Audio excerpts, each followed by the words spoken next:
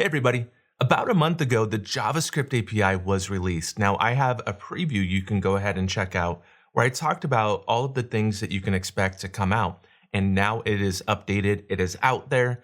I am so excited about it. It released about a month ago and I do these videos in batches. So I do about a batch of 4. So the same week that I actually recorded that later that week is when it was released. And I'm like, oh man.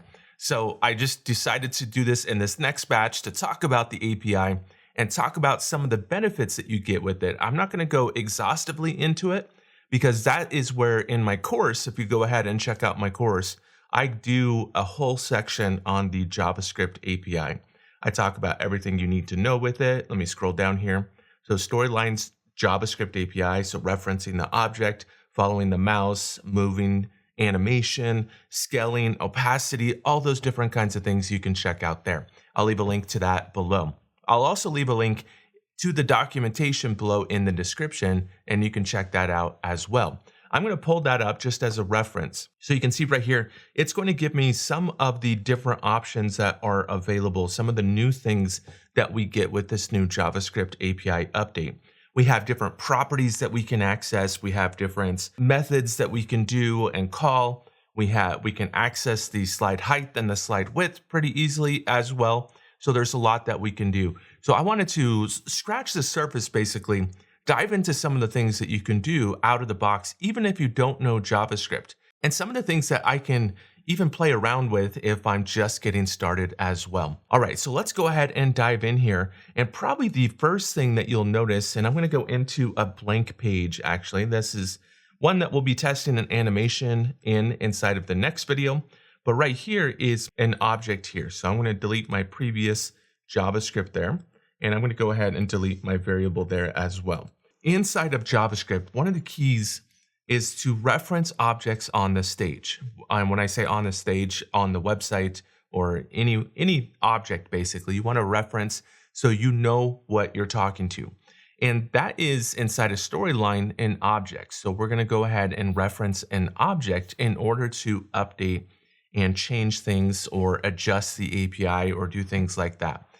This has been made so much easier than it used to be. And when I saw this, I was like, oh my goodness, I love how easy it is just to access it. Now, it is not perfect. There are people that will say, well, when I copy and paste it into a layer or copy and paste it into another slide, it changes. To me, that's fine because of how easy it is to actually access it again. It doesn't really bother me to just go ahead and copy it again or change out the variable. So let's talk about that. Let's talk about just being able to reference an object and then talk to that object specifically. Now, to do this, you had to get an ID, which in previous videos in JavaScript, I showed you how to inspect and how to drill down to the ID of the object, and you had to sift through all of the code. You no longer have to do that. You can just grab the ID right inside a storyline. Again, one of two ways. The first way is by right-clicking on the object and simply just clicking there. That's it. That's all I had to do. Right click, click it, and now I have the ID. No having to inspect it, no having to go through and find the ID. It's just right there. Now I can use that for tools like my GSAP generator or things like that to just input and just generate the code from there. So huge. That saves me a whole lot of time. But that's not just it. You can actually come in here. I'm going to go ahead and just add a trigger, and let's go ahead and execute some JavaScript here. So I'll do execute JavaScript when the user clicks on this button. And this is where it's changed, and probably the most useful thing. I don't have to copy the ID if I'm doing it this way. All I have to do is just go into the object reference dropdown box and select the object. And you can see that if you have more objects, it will highlight red. Then I can select which object I want to reference and then just go ahead and click on add. It already places that ID there and places this inside of an object. Now, depending on what you're wanting to do, this object works great. You can keep the reference to that object perfectly. But I've noticed this inside of GSAP if I'm wanting to do opacity or scale or anything like that, I can't actually do it by the object. I have to do it by the query selector, which I'm going to be talking about in next week's video, how to know when to toggle the object reference compared to the query selector. That will be all next week. But let's go ahead and just do something real quick. So because it's in a variable, all I have to do to reference this object now is just say rectangle1. That's it. If I'm talking to that object on the stage, I just say reference1. I stored it above is basically storing that object inside of a variable. So now it makes it easier to talk about and to tell it what to do specifically later on in the code here. All right, so let's go ahead and jump to our properties and take a look at some of the things that we can do. We can adjust the position, we can adjust the scale, we can adjust the rotation, we can adjust opacity, we can adjust depth order, we can adjust the size, and we can adjust, actually we can't adjust the size, but we can read the size. So notice here how it says read only. We can get the size of the object, but we can't do that here. We actually have to do that through scale. You can see it, we can also adjust the state. So we have a state with certain names. We can adjust the state that way as well. So I'm going to jump in here and I'm going to adjust the position, which this was also a pain before. Having to specify the position, while sometimes worked, did not work in every situation. It did not work in every size. That has changed, and to me, that is probably the biggest benefit of this whole update, just being able to directly position things where I want it to. And that way, when I'm creating something like a game, if it's like a game board, I can always have some type of function, some type of piece of code that will always go back to that specific area, no matter if they're what size of the browser that they're actually looking at this course in. So I'm going to just jump to that, and I'm going to go ahead and just say, .x, because we're talking to the property. Every object has properties. If you don't know that in code, let me actually take a minute to explain that here. So I'm going to click OK. We're going to come back to that code here in a second. But every object on this stage, every object in web development has properties. Now, typically those properties are cascading style sheets. They're CSS, and that has information on size, position, color, different things like that. But if I come into here and go into format, and with this object selected, this is where I can see the current properties. So X goes across. This is how you position things, is if you want this to go across a certain way and you want it to go up and down, Y goes up and down, X goes across. So right now, this current position is sitting at 28X, and so 28 from over here on the left, and it is sitting at 248Y, which Y starts from the top and then moves down. So this basically left-hand corner, the top left-hand corner here, is the position that I'm working with, which means if I move this to a 0 and then 0, you can see that the top left-hand side is placed perfectly inside of that corner. So when you're positioning things, keep that in mind. That is that top left-hand side that you're really positioning there. All right, so I'm going to just move that over here, and we can kind of adjust that in some of our code. We can take into consideration the width and kind of manipulate it a little bit more, but we'll talk about that later. For now, what I'm going to do is I'm just going to go back into my JavaScript. We're going to change the position. To change and assign it to something else, we have to use the equal sign. Equals means that we are assigning this to something else. It was a different property, but now we're assigning it to a new property, which in this case, I'm going to go ahead and say 800. We're going to, along the X value, we're going to place it in 800 there. So I'm just going to go ahead and click OK. Now that happens when the user clicks on the rectangle. We could have this happen as soon as the timeline loads. We could have it happen as soon as two objects collide. We could have it happen wherever. That's really where you're working with the different types of events that are happening. But let's go ahead and take a look here. So our page has loaded, and I'm just going to go ahead and click on this square. And now you can see that it just jumped. It jumped to the edge of that area. If I wanted it to animate, there's some things that I can do with animation. I can do some basic animations inside of Storyline. I can do a couple different, or I can do green sock animations, which is what I'm going to be talking about next week. So there's things, if I don't want it to jump to this new position, that I could actually change and then animate it to that new position as well. It's still important to know that you're moving it across the X value to 800 or whatever. I'm going to go ahead and click on this. And let's say I wanted to not just assign it to a position, but I actually wanted to increase it by a certain amount. So what I'm going to do over here is I'm going to take a look at this one right here. Notice how it says plus equals. So plus equals is kind of a shortcut way to say, hey, increase this by a certain amount.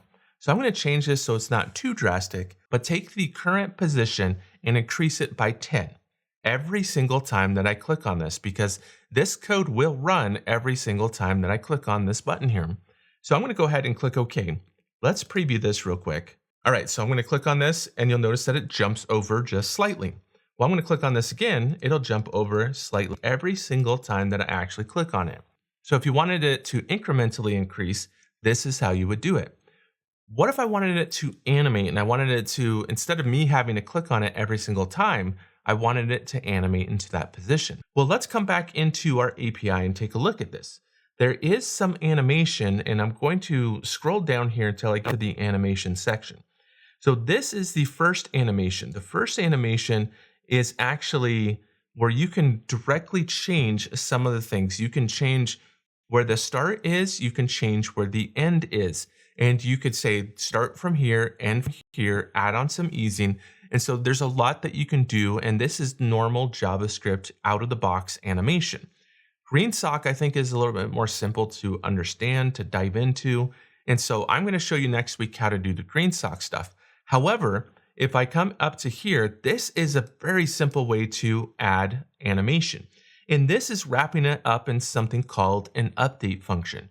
This update function is something, as soon as we trigger it to run, it's going to continuously run. It's going to run until we can put some code inside of a condition that will stop running, but the update function just continues to run. And if we wanted something to happen at certain times or always be checking for something, we can use the update function. So what I'm going to do here is I'm actually going to copy this code right here. I'm not going to copy this variable because Storyline takes care of that for me. And what I'm going to do is just copy this, and we're going to have to replace this with our rectangle. So coming back into here, let me go ahead and swap that out here. And we're going to say rectangle 1, and then it's going to say plus equals. So it's going to plus or add to it, and then it's going to be the final position, but it's going to minus the current position divided by 12. It's a little bit of math to figure out that it's going to incrementally increase. And so it's going to always take the current one and it's going to minus the current position, divide it by 12 in order for it to animate. Just know that this calculation is basically just incrementing it and getting to this endpoint, which this endpoint is 500 at this point. I'm going to go ahead and just type in 800. I want to move it to the same position, but this will continue to run. And so it will continue to update until it gets to 800. I'm going to go ahead and click OK. And now if I preview this, and I still think GSAP is a little bit easier to figure out. So stay tuned for next week on when we dive into more of GSAP.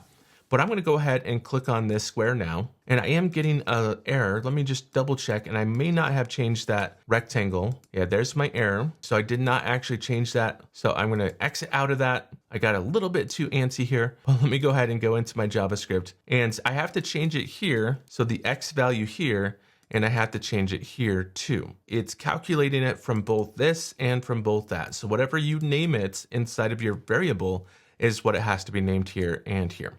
Okay, now this should work. So let's go ahead and preview this again. Now I'm going to click on that and you can see that it's animated. It's also added a little bit of easing. So you can see that it starts to slow down towards the end there. That is all done just by that math equation. So it's going to continuously update. And as soon as it gets to 800, that's when it will stop. Even though that function, that update function is actually continuously running as still right now. So it's just running in the background. So if you wanted to add some other code there, like if somebody, a variable changes to a certain amount, then run this code, you can wrap that up inside of an if statement. Now, at the end of this video, and right here, I'm going to link to a video where it talks about using ChatGPT to generate some JavaScript. That will help you out with this because you can copy and paste this code in here. So if you want to figure out more, what you could do is you could actually copy that code, paste it into ChatGPT, tell it that you want to only run this if a variable inside of storyline is equal to this amount. If you do that, then it will just generate the code for you.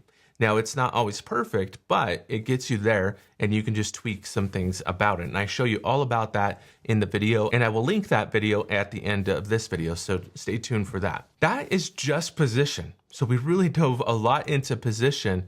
You can add other things on here. You can actually copy this right here, and instead of just the X value, let's go ahead and paste this, and let's change this to 0 for the Y value. So now let's change the Y. So this is going to be up and down basically. And so I'm going to change that to Y, and I notice the R in rectangle got taken out there. And let's just go ahead and leave it as that. So it should be moving X and Y at the same time. So this way it's going to be kind of diagonal. Let's just go ahead and click OK here. And now let's preview this to see what this looks like here. All right, so I'm going to click on this, and you can see now it's moved up to the top. So if you wanted to change X, you wanted to change Y, you wanted to change opacity, different things like that. Now, once you get into changing a lot of different values, it is actually a lot easier if you go and use this animate function, because then you can add on duration and easing. And if you wanted to add on, okay, X and Y and blur and rotation, those are the kinds of things that you can add on for this animation. So I wouldn't do too much in that move to animation that we just did, unless you're doing just a basic movement. But again, I think green sock is a whole lot easier. Let's go back up here and let's start changing a few other things. Let's change scale, let's change rotation, let's change opacity. So I'm going to come in here, and now I'm going to execute some JavaScript, and I'm going to get rid of that update function. Now let's change this, and let's say rectangle 1. And we're going to say dot opacity, and then we're going to say equals. We're going to assign it. Now opacity is set from 0 to 100. So now what I need to do is type in 50 here. So if I do 50, watch what happens. If I click OK, and then I click this, you can see that it goes 50% of what it was. If I wanted to change it back to 100%, then I could do that. Now opacity just looks like it got faded to a different color. So you may want to have something behind it in order to really see the opacity. Let's go ahead and go back into execute some JavaScript, and I'm going to play around with some of the other things. I'm going to do scale, which scale is also 1 to 100%. So 100% is the current or the starting size. And so if I try to do 100, it's not going to change anything.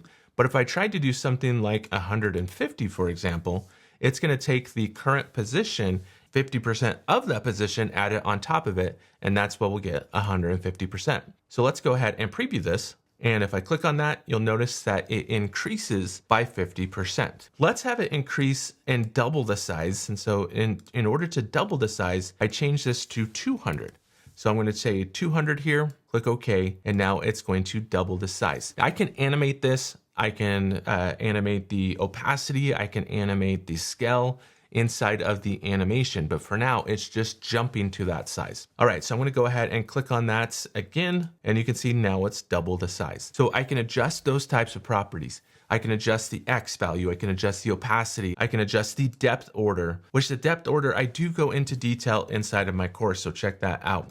I can read what the size, height, and width are, which allows me to actually adjust the position a little bit easier. And I can get to the specific corner if I wanted to move it to the top right-hand corner. Let's try that out, because that takes us back to the position, but I think that's okay because I want to do X value.